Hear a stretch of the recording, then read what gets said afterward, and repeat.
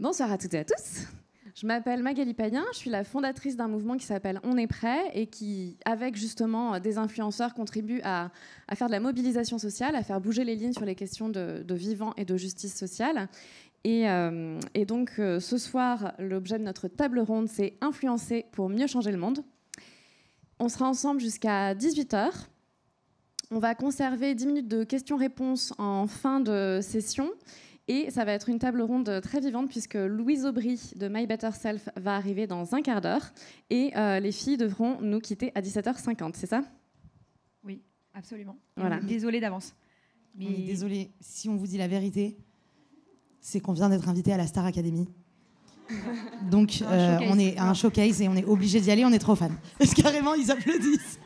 Non, mais on est trop fans, on va crever, donc désolé. C'est vrai ? C'est la vérité. Non, mais exclu. Pour vous ce soir, génial. Pardon. Ok, donc on commence par... Donc moi, j'ai pas été invité à la Starac, ça veut dire quoi ? Super.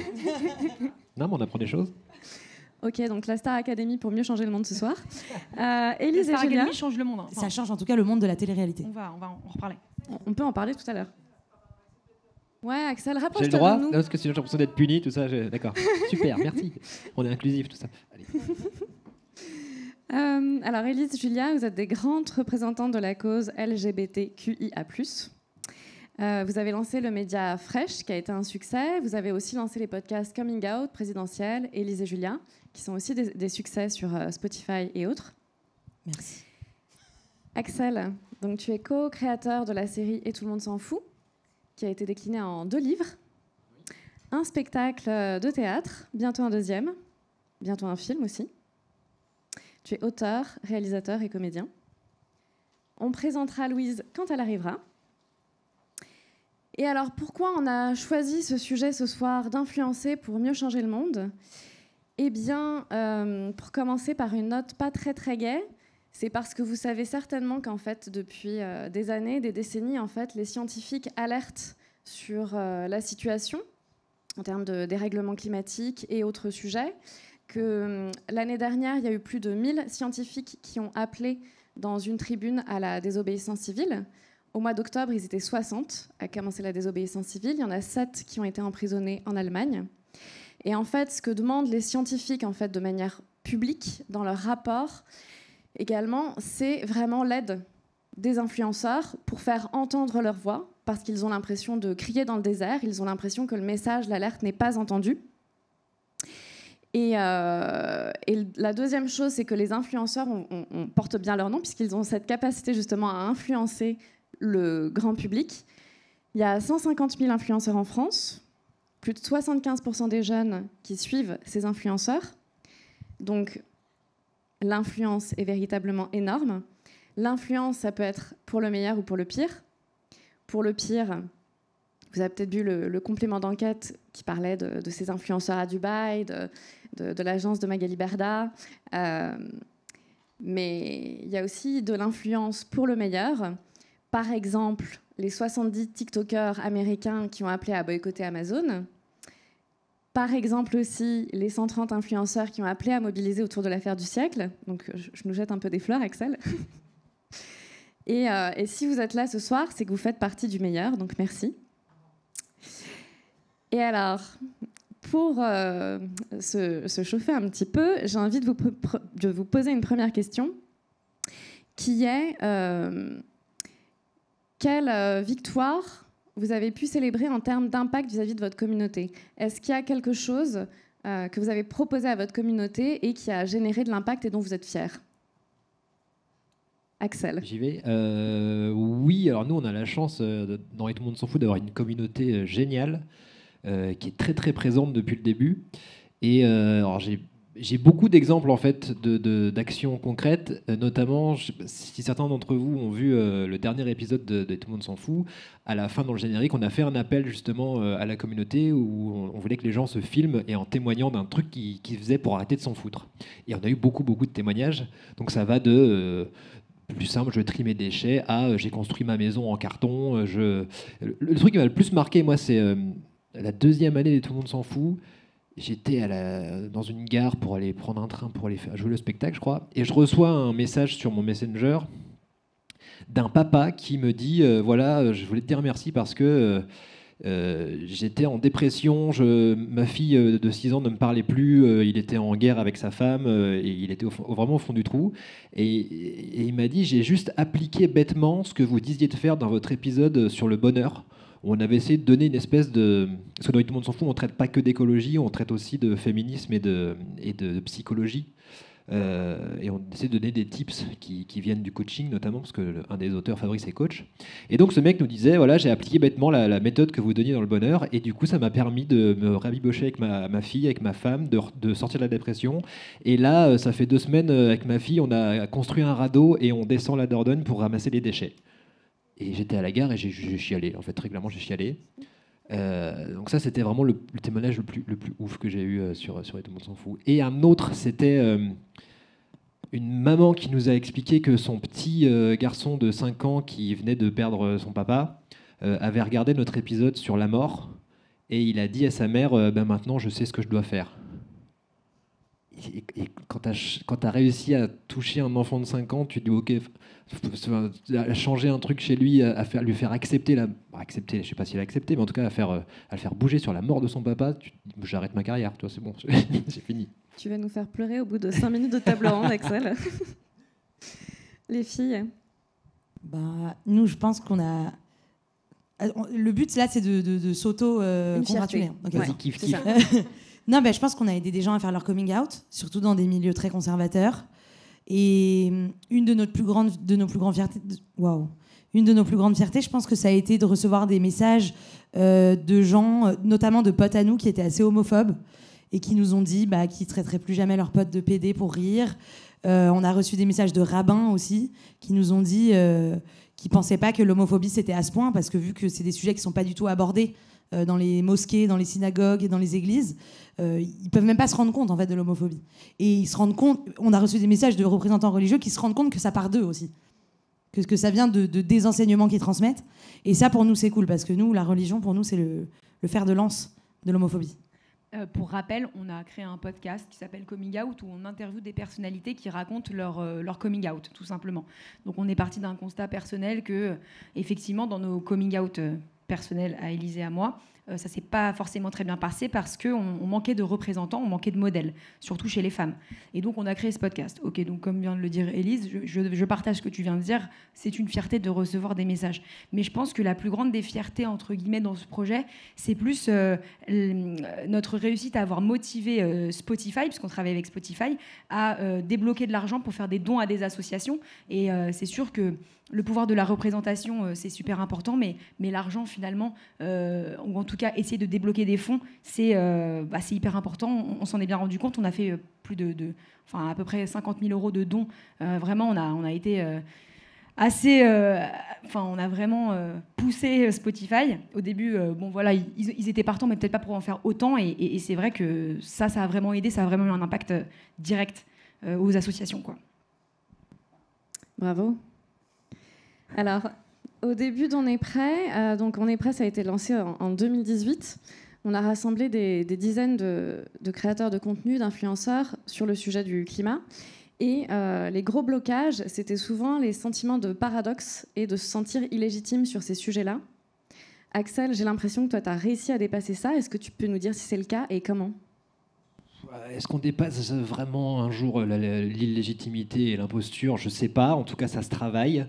Parce que de toute façon, c'est un vrai faux blocage. C'est-à-dire que on est légitime à partir du moment où on a un avis sur la société. C'est-à-dire que tu es un citoyen, une citoyenne, et tu as le droit d'avoir un avis sur la société, et tu as le droit d'avoir des limites aussi dans ta marge de manœuvre.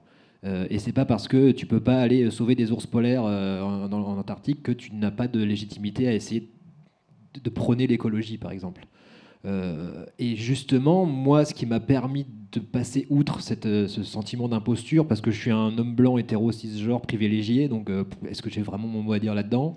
Je me suis dit, ok, c'est comme ma part de responsabilité déjà. Et moi, ce que j'ai fait, au moment d'On est prêt, donc l'idée c'était qu'on avait tous les jours un petit défi à mettre sur nos réseaux sociaux. Et moi, je suis passé par la vulnérabilité de dire, voilà, je sais pas, là, j'y suis pas arrivé, et de me mettre en en avant le fait de je prends la responsabilité de ne pas y être arrivé et surtout de ne pas être dans l'injonction et dans la culpabilité et de me flageller parce que je ne suis pas arrivé. Donc réussir à trouver l'équilibre, parce que le plus compliqué, c'est de ne pas, être injonctif et de ne pas pousser les gens à se dire non mais c'est bon, c'est trop dur, j'y arriverai pas, et puis de toute façon j'ai autre chose à faire, etc. etc. Non, il faut pousser les gens à se tromper. Et moi c'est comme ça en tout cas que j'ai abordé ça, c'est en disant trompez-vous, c'est qu'il n'y a que en se plantant qu'on pousse de toute façon. Donc ne pas chercher la perfection. Oui, à sortir de l'injonction de la perfection. De toute façon, la perfection c'est la mort. Perfection c'est quelque chose qui n'évolue plus. Donc il ne faut pas chercher la perfection puisque ça n'existe pas en fait techniquement. Et ça, tu as l'impression que ça a désamorcé vis-à-vis des haters qui pouvaient bad buzzer certains influx sur leur dissonance? Je ne sais pas, je ne les connais pas tous personnellement. Mais en tout cas, moi, dans mon parcours perso de créateur de contenu, nous, avec Et tout le monde s'en fout, on s'est fait connaître à travers le féminisme. On a fait un épisode sur le statut des femmes au cours de l'histoire. Et on l'a fait à la base parce que mon pote et moi, Fabrice de Bonny, on l'a fait parce qu'on était en colère. Parce qu'on était en colère, on était indignés, on était en colère notamment contre les hommes. Et on se moque pas mal des hommes dans nos contenus. Et moi, ces derniers temps, je me suis dit, je suis pas sûr que ce soit le meilleur moyen de faire passer le message. Donc, j'ai essayé de mettre plus d'empathie là-dedans et encore une fois, d'être moins dans le jugement. Mais c'est pas facile quand tu es en colère d'être moins dans le jugement. Donc, toi, sortir de la perfection, c'est ça aussi. C'est sortir du fait d'essayer de convaincre et d'essayer d'avoir raison. Et juste, encore une fois, la vulnérabilité pour moi, c'est-à-dire le fait de dire je ne sais pas, je fais de mon mieux. C'est pour moi le meilleur outil que j'ai découvert, en tout cas. Merci, je vois que Louise est arrivée. Louise, bienvenue sur scène. Bonjour. On peut l'accueillir, s'il vous plaît.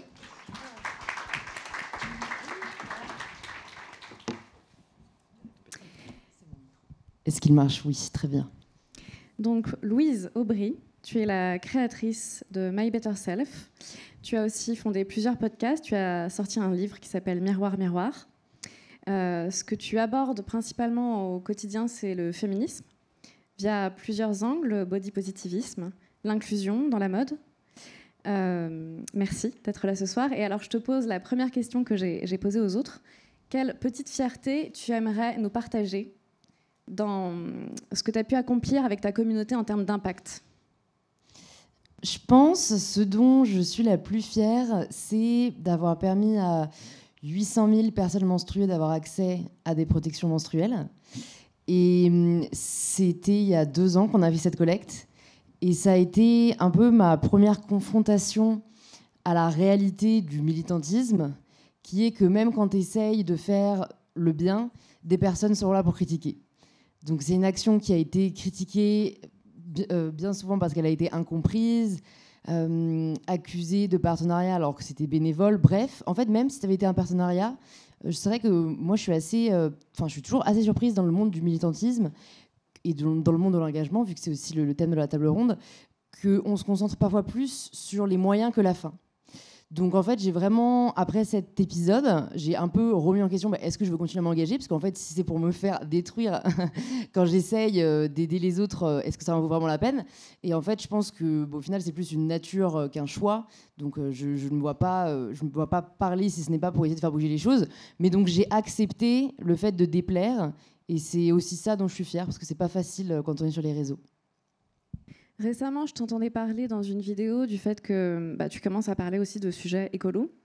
Et en t'entendant parler, j'avais l'impression que c'était plus difficile de parler des sujets écolos vis-à-vis de la communauté parce qu'il pouvait y avoir plus de bad buzz. Donc, est-ce que tu peux nous dire si tu ressens plus de difficultés à parler de ça que de féminisme? C'est vrai que c'est toujours plus compliqué sur les réseaux de parler d'écologie parce que du coup, après, on t'attend au tournant. C'est-à-dire qu'en vrai, on ne peut pas m'accuser d'être sexiste dans l'absolu, mais on pourrait m'accuser de ne pas être assez écolo. Et ce serait vrai, d'ailleurs. Mais donc c'est vrai que beaucoup de créateurs avec qui j'ai pu échanger ne souhaitent pas parler d'écologie sur leurs réseaux sociaux parce qu'en fait, ils n'ont pas envie qu'après, on leur prenne la tête s'ils choisissent de prendre l'avion une fois ou s'ils ont une bouteille d'eau qui est en plastique sur leur table. Enfin, c'est sans rire, hein, on se fait vraiment détruire. Et en fait, je ne peux pas les blâmer. Après, ce que j'essaie de leur partager, c'est que on a une voix, on a une responsabilité, on a le pouvoir d'influencer positivement les personnes qui nous suivent. Et donc, personnellement, je choisis quand même d'en parler. Et en fait, je pense que c'est aussi un arbitrage qu'on doit faire en tant que créateur. C'est-à-dire que moi, j'ai annoncé récemment que j'arrêtais totalement de prendre l'avion en France. Ça m'arrive ponctuellement de prendre encore l'avion dans le monde, mais je choisis de ne pas en faire la promotion. C'est aussi ça qui joue. C'est con, hein, mais pas faire de photos ou de vidéos dans l'avion, des trucs un peu glamourisés, et d'inciter le plus possible à ne pas le prendre ou à prendre d'autres moyens de transport. Et voilà, en fait, je pense que c'est aussi un choix personnel. Est-ce qu'on est là pour plaire ou est-ce qu'on est là pour faire bouger les choses? Et c'est là-dessus, en tout cas, que moi, je me raccroche. Ok. Donc, pour résumer, tu mets les haters de côté, tu arrives à t'en foutre, pour le coup. Ouais, en tout cas, c'est réfléchi, quoi. Il y a un arbitrage dans ce que je partage quand même, mais en fait, je considère toujours plus ce qui me tient à cœur que les potentiels haters ou commentaires négatifs que je pourrais avoir.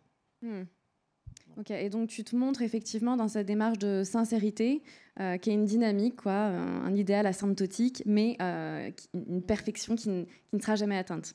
Ce que tu disais, Axel. Oui, et j'essaye aussi pas mal de mettre en avant d'autres créateurs, créatrices qui font un travail remarquable. Voilà, moi, elle le sait, et big up si elle me regarde, j'apprécie beaucoup Camille Etienne.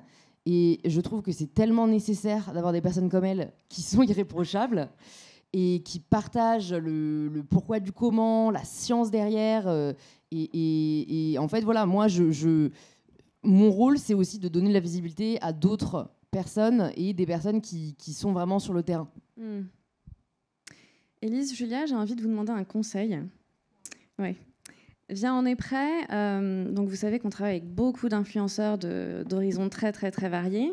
Est-ce que vous pensez que c'est important d'essayer de faire prendre conscience à des influenceurs qui sont à Dubaï, qui n'ont vraiment aucune conscience de la situation aujourd'hui, ou est-ce que c'est mieux de ne pas perdre notre temps avec cela et de se concentrer sur ceux qui ont envie de faire bouger les choses, mais qui ne savent pas comment faire?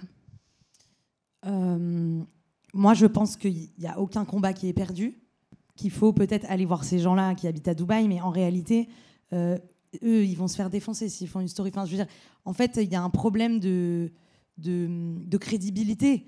Et c'est ça qui est dur, et c'est pour ça que je t'ai dit l'autre jour, on en parlait beaucoup, je disais que là, en fait, c'est très dur d'attendre d'un influenceur. Je veux dire, la plupart du temps, les influenceurs, c'est des jeunes qui viennent souvent de milieux très modestes et qui d'un coup ont percé et qui ont maintenant désormais accès à des choses auxquelles ils n'ont jamais eu accès. Okay ? Et on ne peut pas leur demander en fait, de se sensibiliser. Quelqu'un comme Julien Tanti, qui aujourd'hui est millionnaire, qui est un candidat des Marseillais, par exemple, on peut le pénaliser économiquement, lui demander de s'auto-pénaliser économiquement et donc d'arrêter les 3/4 de ses partenariats pour défendre l'écologie. Mais honnêtement, c'est très rare que tu trouves quelqu'un qui te dise « D'accord, je vais renoncer à 50 000 € pour un truc que en fait, le monde entier est concerné, mais moi, je vais faire le pas et prendre la responsabilité. » Moi, je pense que la responsabilité, elle vient des marques avant toute chose. C'est les entreprises qui doivent eux-mêmes proposer aux influenceurs de faire la pub de choses vertueuses, de produits vertueux. Parce que tu ne peux pas t'attendre à ce qu'un jeune de 18 ans qui vient de découvrir l'argent ait envie de renoncer à cet argent, en fait. Et on ne peut pas pénaliser un humain, alors que la réalité, c'est qu'il faudrait pénaliser 50 entreprises du CAC et des multinationales. Voilà. Moi, je suis pour pénaliser le collectif. Après, pour ta question, je pense que évidemment, c'est quand même hyper important d'aller chercher des influenceurs, et vous faites un truc qui est capital. Je veux dire, la vidéo que vous aviez fait avec On est prêt, où il y avait McFly et Carlito, tout ça à l'époque, c'était vous ? L'affaire du siècle. Ou l'affaire du siècle. C'était énorme parce que ça a porté aux yeux du monde, enfin aux yeux de la France en tout cas, la connaissance qu'il y a un problème. Moi, ma famille par exemple, ils ne sont pas du tout sensibilisés à l'écologie de base. Et c'est vrai que ma mère, en traînant sur Instagram, elle a arrêté le plastique à la maison. Maintenant, on a des bouteilles en verre et tout ça. Donc, c'est hyper utile. Mais pour moi, tout ça, on n'a pas d'impact, nous. C'est pas les influenceurs qui ont un impact, c'est les entreprises. Parce que même si un influenceur, il te dit il faut arrêter, le temps qu'ils disent la phrase « il faut arrêter », il y a 100 000 tonnes de plastique qui sortent d'une usine Jouet Club, Grande Récré, MAC Cosmetics, enfin toutes les marques au monde, en fait. Et ce qui est intéressant, désolée, je suis très pessimiste. Non, bah si, parce que tu dis aucun combat n'est perdu, mais c'est vrai. Mais ce qui était intéressant dans cette initiative-là, c'était la mobilisation d'un groupe d'influenceurs. Mais c'est vrai que c'est très difficile de pointer un seul influenceur tout seul et de le changer. Au-delà des groupes qui sont vraiment 50% du problème, les groupes, les entreprises, les marques, il y a aussi donc les agences de pub, parce que c'est aussi les agences de pub qui créent les stratégies. Donc tous les départements de planning stratégie dans les agences de pub, c'est aussi dans ces équipes-là qu'il faut aller faire de la formation et qu'il faut aller sensibiliser. Même si elles le sont, il faut vraiment le faire encore plus parce que c'est elles qui proposent les stratégies aux influenceurs. Et j'aimerais dire aussi que c'est la responsabilité, elle est évidemment aux influenceurs, mais ces influenceurs de 18 ans, ils écoutent qui ? Ils écoutent leur agent et les patrons d'agences d'influence. C'est aussi les patrons d'agences d'influence qui doivent être sensibilisés. Et c'est vrai que, bon, c'est ce qu'on se disait la dernière fois, les patrons d'agences d'influence, c'est vraiment des gens qui sont là pour le business, pour faire des profits économiques. On a vraiment traité le sujet de Magali Berda, mais il n'y a pas que Magali Berda sur elle est sur le devant de la scène parce que c'est elle qui fait le même plus d'argent. Magali Berda, elle représente rien. En fait, le documentaire, le complément d'enquête, Magali Berda, dans l'économie de l'influence qui abîme le monde, elle représente 5%, honnêtement. C'est ça. Parce qu'il y a tellement d'agences. C'est un gros agent français, parce qu'on rappelle qu'en 2020, elle faisait 20 millions d'euros de chiffre d'affaires, Shona Evans, mais il y a toutes les autres agences d'influence qui sont concernées. Donc il n'y a pas que Magali Berda, sans les nommer, bien sûr. Mais voilà, donc c'est à ces patrons d'agences... Bien sûr, parce qu'il faut parler. Il y a, par exemple, les influenceurs qui habitent à Dubaï, ils font de la pub pour des marques, c'est du dropshipping, voilà, c'est des gros business, mais c'est de la microéconomie, si vous voulez comparer à Nike, par exemple. Quand on fait de la pub pour Nike, en réalité, on fait de la pub pour l'esclavage, on fait de la pub pour la destruction, littéralement, de la planète, parce que c'est des centaines de milliers de tonnes de baskets en plastique qui sortent des usines. Mais c'est très compliqué, parce que comment on dit à un influenceur d'arrêter de mettre des Air Force ? C'est dur, en fait, de demander à des gens qui ne sont pas du tout sensibilisés à la question de tout à coup tout arrêter. Et que si un jour, je sais pas, par exemple, Léna Marfouf, elle nous disait, je ne peux même pas, quand je vais au Starbucks, je reçois des messages, mais limite des menaces de mort parce que j'ai bu un café. Mais en fait, le problème, c'est que c'est devant nous. Donc le jour où les grosses entreprises juste arrêteront de mettre ça devant nous, et où les États diront stop, parce que en fait, si on incite à consommer, on peut pas se plaindre que les gens consomment, peut-être que là, les choses changeront. Ouais, après, ce qui est souvent rétorqué, c'est qu'il y a vraiment une interdépendance entre tout ça, à savoir que... L'argent. Alors, pas que l'argent, l'influence, justement, à savoir que les politiques s'adaptent à ce qu'ils pensent percevoir de leur électorat, les entreprises s'adaptent à ce qu'elles pensent percevoir de leurs consommateurs ou de leurs futurs salariés. Ce qu'elles pensent percevoir, c'est en grande partie façonné par les influenceurs, justement. Donc, les influenceurs pourraient modifier ce qui est désiré au sein de la population. Il y a aussi cette interdépendance dans les discussions que les influenceurs ont avec les grandes marques quand elles leur demandent de faire des campagnes. Donc les influenceurs ont la capacité d'accepter, de refuser, sous certaines conditions aussi, de négocier en fait une forme d'éthique plus grande. Donc est-ce que vous pensez que sur ces 150 000 influenceurs français, ce serait possible d'en embarquer de plus en plus dans une influence éthique ? Moi, je pense... Ouais, vas-y. Non, mais je pense que je suis d'accord avec ce que tu dis, parce que on entend beaucoup le discours de... Enfin, c'est très vrai ce que vous avez dit, Julia, que c'est aux entreprises de changer. Mais en fait, le fait qu'aujourd'hui, de plus en plus d'entreprises communiquent sur leur côté responsable, c'est pas parce qu'ils se sont réveillés un jour en se disant tiens, si on commençait à produire de manière éthique. C'est parce que les consommateurs se sont renseignés, qu'il y a eu des lanceurs d'alerte et que du coup, en fait, elles ont été obligées de s'adapter. Et là aussi, moi j'ai une marque de sous-vêtements éthique, on a été éthique dès le début. Parfois, ça me saoule de voir des marques de sous-vêtements notamment faire ce qu'on appelle du greenwashing. Mais au fond, je me dis, je m'en fous, tant que ça va dans le bon sens, tant que vraiment elles changent leur matière, elles changent leur lieu de production, on va dans le bon sens. Et ça a été uniquement permis parce que les consommateurs, à un moment, ont dit, bon, écoutez les gars, là, produire en Chine et exploiter les travailleurs, ça va plus être possible. Tu vois bien que c'est du greenwashing, comme tu dis. Genre, toi, tu as monté une marque, d'ailleurs, j'en mets, j'utilise tout le temps, mais merci. Mais toi, tu as monté une marque, mais tu es parti from scratch et dès le début, tu as décidé de faire un truc éthique. Les marques, nous, tu connais, on a une agence, on a déjà bossé avec toi. Les marques aujourd'hui qui viennent nous voir et qui nous disent on a fait une basket à 50% recyclée. Donc, ils essayent de changer les choses. Ok, frérot, tu as 50% qui est recyclé, mais tu as 50 autres % qui est du plastique.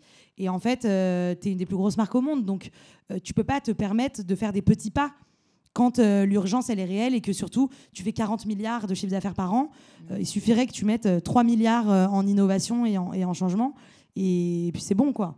Mais ça va dans le bon sens. Mais tu as raison.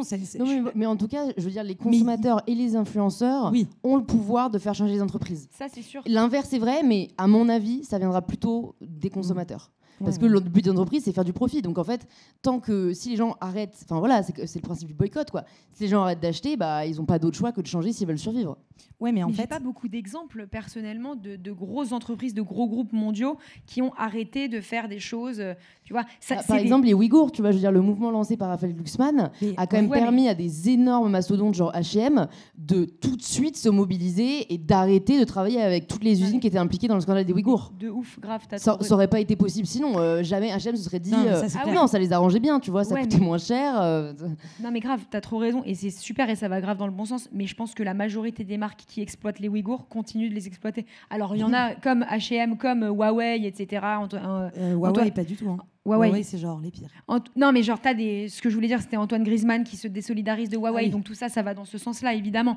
Mais la liste de la honte, il y a encore 150 marques dedans, tu vois. Donc, c'est pas des trucs trop évidents et instantanés, quoi. Il y a encore énormément de sensibilisation à faire. Et surtout, ce qui fait peur, tu vois, quand nous, on fait de la stratégie pour des gros groupes, ce qui fait peur, c'est qu'en fait, ça va être des stratégies de com', c'est-à-dire ils vont nous dire, voilà, le packaging, il est recyclable.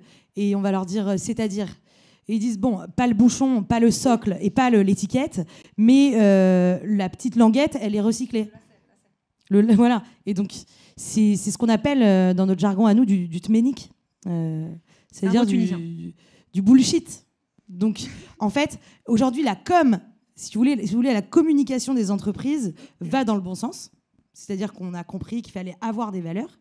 Mais en fait, en interne, il n'y a pas du tout ça. Et le problème, c'est que les influenceurs, ils peuvent pas le savoir. Donc évidemment qu'ils sont chauds et qu'ils font les OP. Mais on peut le savoir. Hein. Moi, je demande toujours. Toi, par exemple, Louise, on a travaillé avec elle et tout de suite, elle nous a dit, OK, pour cette marque-là, j'ai envie qu'ils m'envoient une charte d'engagement de tout ce qu'ils font, où c'est fabriqué. Et c'était énorme parce que le client, ça l'a bien fait chier. Et non, mais il a dû rédiger cette charte. Ils ont dû rédiger cette charte. Et je pense même que les salariés ont dû eux-mêmes découvrir des choses. Donc, tu vois, c'est rare. Mais toi, t'es rare, en fait. Ouais, t'es rare. Non, mais en fait, c'est très gênant. Une influenceuse comme Louise, c'est très rare. Mais c'est pour ça qu'il y a urgence, c'est parce que tu es rare. Mais tu vois, Louise, dans le côté rare, excuse-moi, hein, je vais poser une question vraiment à ta place. C'est que combien d'argent tu as sacrifié et tu as perdu pour avoir cette éthique personnelle? Bon, tu vois, genre c'est une question. C'est difficile à évaluer, mais ça peut se compter en centaines de milliers d'euros. Voilà, ça c'est des trucs que. Mais c'est vrai, mais là on en revient à qu'est-ce qui motive les gens en fait. Et comme tu l'as dit, tu vois, moi je viens pas d'un milieu hyper modeste, donc tu vois, je sais pas comment j'aurais réagi si j'avais jamais eu accès à l'argent et qu'aujourd'hui c'était le cas. Mais je sais pas, je connais des personnes qui prouvent quand même le contraire et j'ai pas non plus, enfin tu vois, encore une fois, je suis pas non plus à plaindre. Il y a quand même des influenceurs engagés qui gagnent quand même très bien leur vie. Enfin. Voilà, moi, je sais que j'ai un problème avec les influenceurs qui incitent à la surconsommation. C'est-à-dire que pour moi, fine, tu veux avoir un certain mode de vie, et c'est normal, tu travailles dur, mais entre avoir un certain mode de vie, mais c'est un peu l'exemple des 1%, quoi. C'est pourquoi vouloir rejoindre les 1% si c'est pas pour faire comme Bill Gates et donner 81% de ta fortune pour des causes engagées, tu vois.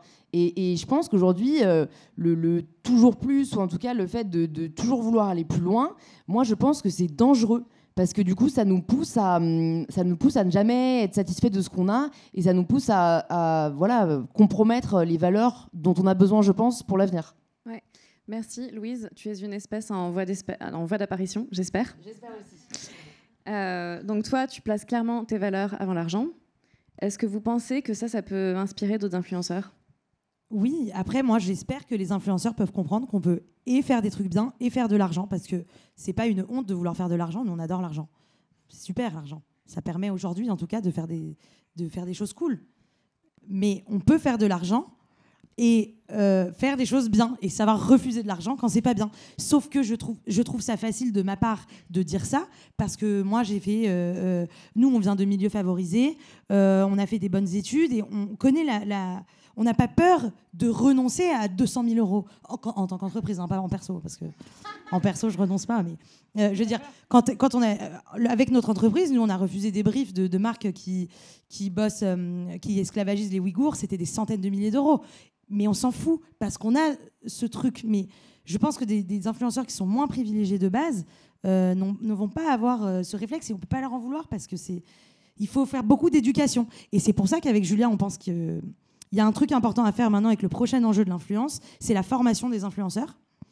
Je ne sais pas encore comment faire ça, parce que le milieu des agences d'influence est tellement concurrentiel et tellement compliqué que je ne sais pas comment on va réussir à réunir toutes les agences d'influence qui composent l'écosystème, et les faire s'asseoir ensemble et les faire discuter ensemble de ce qui va commencer à falloir faire de façon urgente. Mais il va falloir le faire. Il va falloir former les influenceurs. Moi, je pense que vous devriez, vous connaissant un peu les personnes avec qui vous êtes entourés, en fait, vous devriez même pas passer par les agences, parce qu'en fait, vous êtes amis avec plein d'influenceurs. Donc en fait, si vous rassembliez comme aujourd'hui les influenceurs dans une salle et que vous leur dites, écoutez les gars, là, c'est la merde, voilà ce qu'il faut faire, voilà comment on peut le faire, t'inquiète que eux, ils ont un pouvoir sur leurs agents derrière, en disant, écoute, moi, j'ai plus envie de travailler avec telle entreprise, parce que les agents, en vrai, ils n'ont aucun intérêt à dire à leurs talents d'arrêter de bosser avec certaines agences. C'est moins d'argent pour eux. Tu vois ? Justement, en fait, on aimerait un truc assez... Nous, on aurait bien aimé créer un truc assez public où, je vais utiliser un terme très vulgaire, mais on les tiendrait par les couilles, en fait. En mode, vous êtes là dans cette pièce, il va y avoir des communiqués de presse, vous n'avez plus le choix, en fait, que d'arrêter de faire n'importe quoi au nom de votre chiffre d'affaires, et on va trouver un moyen pour que votre chiffre d'affaires il garde quelque chose d'assez exponentiel, mais que juste vous puissiez éviter de travailler avec certaines personnes, ou alors quand vous travaillez avec une marque, éviter de faire fabriquer 10 collections d'un coup en collab, alors que ça y est, juste que ce soit une consommation plus raisonnée, quoi. Nous, on pense que c'est vrai que... Non, mais parce que la désobéissance civile, c'est super bien, mais encore faut-il avoir le confort de le faire. On peut pas imposer à quelqu'un qui vit vraiment dans le dénuement financier, enfin, je veux dire, voilà, dans la classe la plus populaire, de participer à cette désobéissance civile et renoncer à une surconsommation. Ça fait des centaines d'années qu'on pousse les classes populaires à consommer. Donc on ne peut pas aujourd'hui leur demander de faire machine arrière, alors que, voilà, moi je pense que ça passe par imposer des choses à des gens. Et dans un sommet, je dirais... On est pour une dictature. Non, mais on est pour des lois, en fait. Des lois, et que ça passe vraiment par... je ne sais pas, des instances gouvernementales, mais des choses qu'on doit imposer aux leaders d'influence, aux influenceurs, aux agences d'influence. Et autre problème aussi, désolée Magali, mais c'est que aujourd'hui, le plus grand influenceur du monde, c'est Zara. Ouais. Et en fait, tant que Zara existera tel qu'il existe, c'est-à-dire l'esclavagisation... Bon, écoutez, il est 18h. L'esclavagisme des Ouïghours, l'écologie, je vous en parle pas, et surtout ils sortent une collection tous les 10 jours, hein, donc c'est quand même un truc de malade, c'est du jamais vu. Tant que eux ils changeront pas, rien ne changera, parce qu'en fait quand tu n'as pas les moyens de t'habiller chez j'ai envie de dire Sandro, mais aussi utilise des esclaves, donc je veux dire, quand t'as pas les moyens de t'habiller, je sais pas, d'aller aux Galeries Lafayette pour faire ton shopping, tu vas chez Zara, et en fait il y a des gens qui n'ont pas le choix que d'aller chez Zara, peu importe ce que les influenceurs leur diront. T'as les friperies. Oui, bien sûr, il y a les friperies, mais il faut encore... Mais pas partout. Ouais, voilà, il faut habiter dans le Marais pour aller à la friperie, je voulais dire. Et en vrai... Non, c'est vrai, il y en a à Barbès. Mais oui. Voilà, il faut sortir. Zara, il y en a partout, c'est facile, c'est pratique, ça coûte 30 €. Voilà. Et tant que eux... En fait, pour moi, c'est pour ça qu'on te dit le truc des grandes entreprises, c'est qu'ils dominent nos porte-monnaies. Et donc, les influenceurs ont un rôle capital de nous sensibiliser. Et franchement, je trouve que ça marche parce que maintenant, moi qui adore voyager, je commence à un peu me chier dessus quand je prends l'avion. Voilà, je vous le dis. Enfin, je me dis... En tout cas, ne pas communiquer dessus. Oui, mais ça, en vrai, je le fais quand même, donc c'est quand même grave. Mais bon, de moins en moins. On est contre la pureté militante. On trouve qu'on peut faire des choses bien et des choses moins bien, mais que voilà. Bref, qu'est-ce que je disais à part que j'étais nulle. Peut-être on va laisser la parole à Magali. Oui, donc les grosses entreprises ont un rôle cardiaque son interview. Et donc, avant de vous laisser filer, est-ce que je comprends que votre prochaine action, ça va être de former les agences et les créateurs ? On y réfléchit. Après, on est déjà... Oui, avec des amis, on y réfléchit beaucoup. Après, on est assez découragés par cette industrie. Nous, pour vous dire, je ne sais pas si vous savez, de base, on a une agence, en fait, de communication. Et de plus en plus, on refuse les clients parce qu'on se dit, mais à quoi bon ? Louise, Axel, vous êtes partant pour participer à cette réflexion globale ? Vous viendrez ? Avec grand plaisir. Oui, non, mais vous, je veux dire, vous allez leur donner des cours, si vous voulez, parce que vous êtes dans les 1% de ces 150 000 influenceurs qui font l'imp. Donc, vous, oui, bien sûr, vous allez être sur la scène de notre côté. Ok. Il y a des témoins, Merci. Est-ce que on vous laisse filer ou La Starac. La Starac ? Oh, putain. On prend une ou deux questions de la salle pour vous ou pas ? Ah, génial. Il y a des questions pour nous, mais sinon... Non, mais question de la salle et après, moi, j'en aurai une autre. Qui veut poser une question ? C'est ici, au milieu, là, vers le fond. Je suis debout, donc je ne sais pas si vous allez me voir. Bon, bref. Une question à Élise et Julia.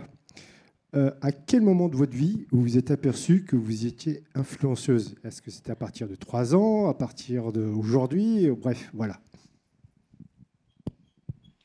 Et ouais. Alors, il y a plusieurs réponses. La première réponse, c'est que moi, j'étais dans des écoles privées catholiques et j'étais la seule juive de ma classe à chaque fois. Et je sais pas, j'avais l'impression que je leur montrais que l'Orient existait. Donc, je les influençais déjà influenceuse. Je les influençais un peu dans ce côté couscous épicé. Mais en fait, on est devenue influenceuse. Franchement, nous, on n'aime pas trop qu'on... Mais si, mais ça va, on le revendique. En fait, on est influenceuse à partir du moment où on nous appelle pour faire des OP d'influence et qu'on nous dit qu'on est influenceuse. Je pense oui, mais tu vois, par exemple, Camille Etienne, moi, je la considère influenceuse, elle ne fait pas d'OP.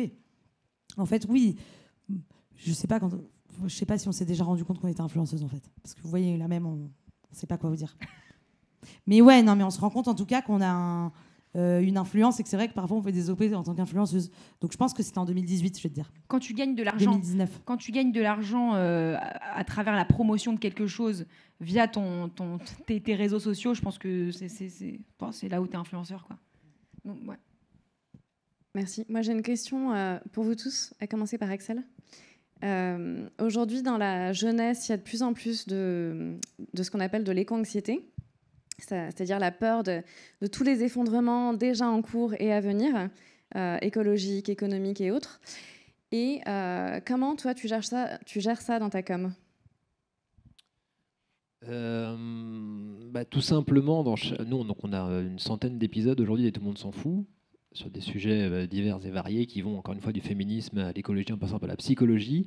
Et ce qu'on a essayé pendant ces 5 ans de série, c'est à chaque fois, à chaque sujet, de terminer avec une proposition de solution et pas juste de poser une question ouverte et de balancer effectivement de l'éco-anxiété comme ça, de dire ben voilà c'est la merde, et d'essayer de trouver quel est toujours le levier d'action et de montrer que quelle que soit la situation, on a toujours un petit pouvoir quelque part.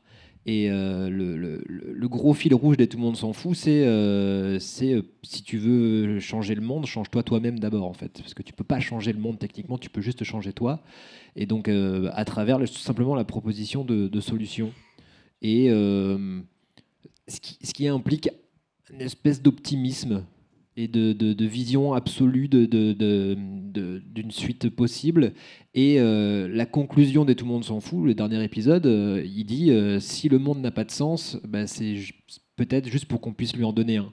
Et c'est le seul pouvoir qu'on ait vraiment sur l'avenir, quoi. Donc, Merci Axel. Vous partez les filles, c'est ça ? C'est l'heure de la Starac ? Désolée. Ouais, trop. C'est hyper impoli ce qu'on fait. Grave. Peut-être que vous nous verrez dans la quotidienne. On vous juge. C'est demain. C'est ça l'influence que vous voulez avoir sur le monde ? Question ? Désolée. Mais la Starac, en termes d'audiovisuel, c'est une très bonne influence, je vais vous dire. Non, mais c'est vrai que c'est une super émission. Et on me dit que l'heure est close. Donc, merci à toutes et à tous. Voilà. Ouais. Merci Magali. Merci à toutes et à tous. David Barrault, je suis rédacteur en chef aux Échos. On a organisé cet événement toute la journée, ce festival avec nos amis de France Info. C'est super de se dire qu'on a rencontré nos publics, parce qu'on n'a pas un public, on a des publics, tous les médias, autant qu'ils soient, sous toutes leurs formes et leur diversité. L'idée de ce festival, c'est vraiment ça, c'est de prouver qu'il y a plusieurs visages dans les médias, qu'il y a des gens, quelle que soit la forme et le fond de ce qu'ils peuvent dire et comment ils peuvent dire, qui sont super engagés, qu'ils font avec passion. Hein, c'est ce qui nous caractérise tous, quel que soit. On fait vraiment ce métier parce qu'on l'adore et on sait qu'on est tous en fait dans le quotidien des gens, que ce soit la radio, la télé, les influenceurs, la presse écrite, Internet. On fait vraiment tous ce métier par passion. Et c'est super de rencontrer des gens qui sont curieux, qui ont envie ou bien de mieux le comprendre, mieux le connaître, participer et d'échanger avec nous. Donc, merci à toutes et à tous. Merci aux équipes de Médias en Scène, parce que Capucine, au premier rang, va enfin pouvoir dormir un tout petit peu, mais c'est quand même beaucoup, beaucoup de boulot. Entre ici et tout ce qu'on fait à Radio France, c'est réunir de plus en plus de monde, faire venir des gens de toutes les générations. Et on sait que demain, on va se reposer, puis très vite, on va se remettre au boulot pour préparer la 6e édition, parce que c'est un rendez-vous qui s'installe, qui grandit et qui a toute cette diversité. Donc merci à vous toutes et à vous tous d'avoir participé sur scène ou dans le public, et rendez-vous l'année prochaine. Merci.